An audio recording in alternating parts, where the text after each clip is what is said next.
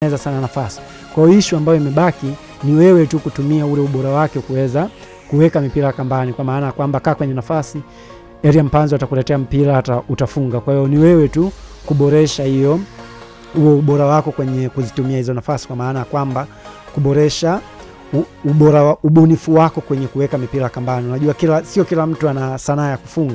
Unaweza kukaa kwenye nafasi nzuri sana, lakini kama huna sanaa ya kufunga inakuwa ngumu sana kwa wewe kuweza kwenda kufunga. Kwa hiyo Kibu Denis akiendeleza hiki ambacho amekifanya siku ya leo, naamini ana uwezo kumaliza akiwa na angalau na mabao 4 mpaka mabao 7 kwenye msimu. Kumbuka mabao 7 ashawafunga kwa na Simba, tena ile Simba ambayo ilikuwa na akina Medi Kagere, John Rafael Boko, yeye aliweza kuwa top scorer wa klabu ya Simba.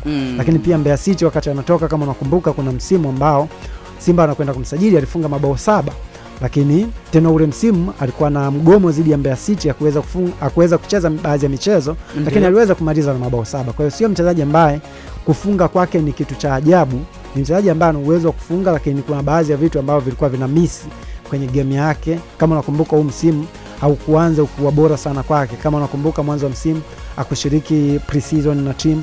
Kwa kuna vitu vingi sana ambavyo yeye aliweza kwenda kuvimiss, kwa maana kwamba kuweza kujua kitu gani ambacho mwalimu anakihitaji ili uweze kudeliver na wewe pia kile ambacho uko nacho, kwa maana kwamba mwalimu anataka kuangalia wewe kitu gani ambacho uko nacho, timu yake inataka nini, na wewe utaenda kuofa nini kwenye timu yake.